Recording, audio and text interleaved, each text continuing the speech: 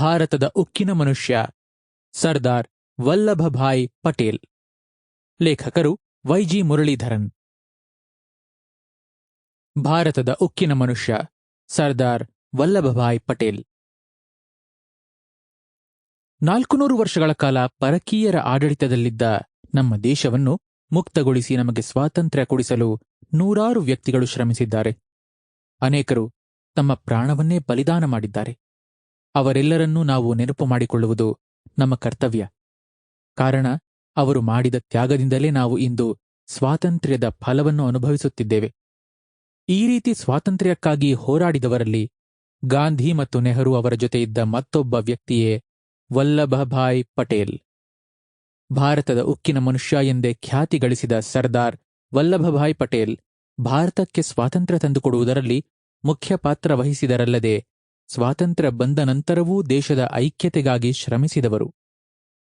ಸ್ವತಂತ್ರ ಭಾರತದ ಆರಂಭದ ಕೆಲ ವರ್ಷಗಳಲ್ಲಿ ಈ ದೇಶದ ಮಂತ್ರಿಯಾಗಿ ಅವರು ಮಾಡಿದ ಕೆಲಸದ ಫಲವನ್ನು ನಾವು ಇವತ್ತಿಗೂ ಕಾಣುತ್ತಿದ್ದೇವೆ.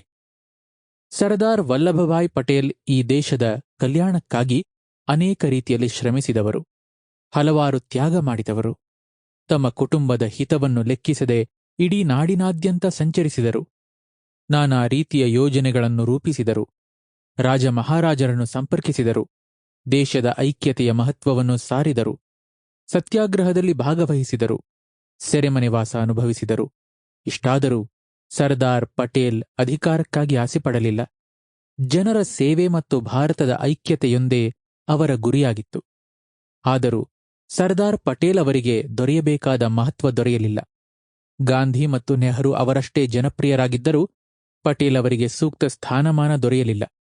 ಸರ್ದಾರ್ ಪಟೇಲರ ಬಗ್ಗೆ ಮ್ಯಾಂಚೆಸ್ಟರ್ ಗಾರ್ಡಿಯನ್ ಎಂಬ ಪತ್ರಿಕೆ ವ್ಯಕ್ತಪಡಿಸಿದಂತೆ, ಸರ್ದಾರ್ ಪಟೇಲರು ಇಲ್ಲದಿದ್ದಲ್ಲಿ ಮಹಾತ್ಮ ಗಾಂಧಿಯವರ ಸತ್ಯ, ಅಹಿಂಸೆ ಮುಂತಾದವುಗಳಿಗೆ ಹಾಗೂ ಜವಾಹರಲಾಲ್ ನೆಹರು ಅವರ ಆದರ್ಶತೆಗೆ ಈಗಿರುವಷ್ಟು ಮಾನ್ಯತೆ ದೊರೆಯುತ್ತಿರಲಿಲ್ಲ. ಅನೇಕರಿಗೆ ಸರ್ದಾರ್ ಪಟೇಲ್ ಬಗ್ಗೆ ತಿಳಿದಿಲ್ಲ. ಅವರನ್ನು ಉಕ್ಕಿನ ಮನುಷ್ಯ ಎಂದು ಕರೆಯಲು ಕಾರಣ ಗೊತ್ತಿಲ್ಲ. ಈಗಷ್ಟೇ ಸರ್ದಾರ್ ಪಟೇಲ್ ಬಗ್ಗೆ ಭಾರತದಾದ್ಯಂತ ಜನ ಜಾಗೃತರಾಗಿದ್ದಾರೆ. ಇಡೀ ವಿಶ್ವದಲ್ಲೇ ಎತ್ತರವಾದ ಅವರ ಪ್ರತಿಮೆಯನ್ನು ಅಹ್ಮದಾಬಾದ್ನಲ್ಲಿ ನಿರ್ಮಿಸಲಾಗುತ್ತಿದೆ. ಈ ವಲ್ಲಭಭಾಯ್ ಪಟೇಲ್ ಯಾರು? ಅವರನ್ನು ಸರ್ದಾರ್ ಎಂದು ಕರೆದದ್ದು ಏಕೆ? ಸ್ವಾತಂತ್ರ್ಯ ಸಂಗ್ರಾಮದಲ್ಲಿ ಅವರು ನಿರ್ವಹಿಸಿದ ಪಾತ್ರವೇನು? ಅವರ ಜೀವನದಿಂದ ನಾವು ಕಲಿಯಬೇಕಾದ ಪಾಠ ಯಾವುದು? ಬನ್ನಿ, ಇದೆಲ್ಲದರ ಬಗ್ಗೆ ಒಂದಿಷ್ಟು ಮಾಹಿತಿ ಪಡೆಯೋಣ. ಜನನ, ಬಾಲ್ಯ ಮತ್ತು ಶಿಕ್ಷಣ. ವಲ್ಲಭಭಾಯ್ ಪಟೇಲ್ ಅವರ ಪೂರ್ಣ ಹೆಸರು ವಲ್ಲಭಭಾಯ್ ಜಾವೇರ್ಭಾಯ್ ಪಟೇಲ್. ಅವರು ಯಾವ ದಿನ ಹುಟ್ಟಿದರು ಎಂಬುದು ಖಚಿತವಾಗಿಲ್ಲ. ಆದರೆ ಶಾಲೆಯ ಸರ್ಟಿಫಿಕೇಟ್ ಪ್ರಕಾರ ಅವರ ಜನ್ಮದಿನ 31 ಅಕ್ಟೋಬರ್ 1875. ಆ ದಿನವನ್ನೇ ಅವರು ಹುಟ್ಟಿದ ದಿನ ಎಂದು ಪರಿಗಣಿಸಲಾಗಿದೆ.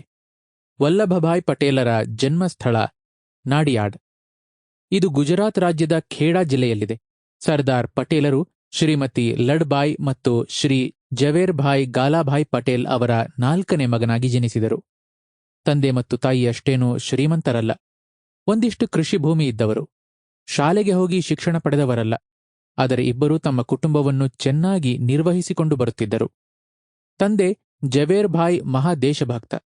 ಝಾನ್ಸಿ ರಾಣಿ ಲಕ್ಷ್ಮೀಬಾಯಿ ನೇತೃತ್ವದಲ್ಲಿ 1857ರಲ್ಲಿ ನಡೆದ ಭಾರತದ ಪ್ರಥಮ ಸ್ವಾತಂತ್ರ್ಯ ಸಂಗ್ರಾಮದಲ್ಲಿ ಭಾಗವಹಿಸಲು ಗುಜರಾತ್ನಿಂದ ಮಧ್ಯಭಾರತಕ್ಕೆ ತೆರಳಿದ್ದರು.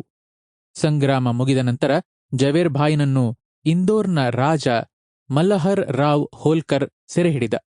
ಜವೇರ್ಭಾಯ್ ಬುದ್ಧಿವಂತ, ಚತುರ. ಒಮ್ಮೆ ಹೋಲ್ಕರ್ ಚದುರಂಗ ಚೆಸ್ ಆಡುತ್ತಿದ್ದ.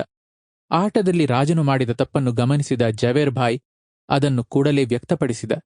ಇದನ್ನು ಕೇಳಿದ ಹೋಲ್ಕರ್ ಜವೇರ್ಭಾಯ್ನ ಬುದ್ಧಿವಂತಿಕೆಯನ್ನು ಮೆಚ್ಚಿ ಉಡುಗೊರೆಯಾಗಿ ಜವೇರ್ಭಾಯ್ನನ್ನು ಸೆರೆಯಿಂದ ಬಿಡುಗಡೆ ಮಾಡಿದ. ಅಲ್ಲಿಂದ ತನ್ನ ಊರಿಗೆ ಹಿಂದಿರುಗಿದ ನಂತರ ಜವೇರ್ಭಾಯ್ ಒಬ್ಬ ಸಾಧುವಿನಂತೆ ಜೀವನ ನಡೆಸಲು ಆರಂಭಿಸಿದ. ಹೆಚ್ಚಿನ ಸಮಯವನ್ನು ಗ್ರಾಮದ ದೇವಾಲಯದಲ್ಲಿ ಕಳೆಯುತ್ತಿದ್ದ. ಕೆಲವು ವರ್ಷಗಳ ನಂತರ ದೇವರ ಸೇವೆಯಲ್ಲಿದ್ದು 1914ರಲ್ಲಿ ತನ್ನ 85ನೇ ವಯಸ್ಸಿನಲ್ಲಿ ಜವೇರ್ಭಾಯ್ ಮೃತಪಟ್ಟ. ವಲ್ಲಭಭಾಯ್ ಪಟೇಲ್ ನಾಡಿಯಾಡ್ನಲ್ಲಿ ಜನಿಸಿದರೂ ಅವರು ತಮ್ಮ ಬಾಲ್ಯವನ್ನು ಕಳೆದದ್ದು ಅವರ ಪೂರ್ವಿಕರು ನೆಲೆಸಿದ್ದ ಕರಮ್ಸಾಡ್ ಎಂಬ ಊರಿನಲ್ಲಿ. Sample complete. Ready to continue?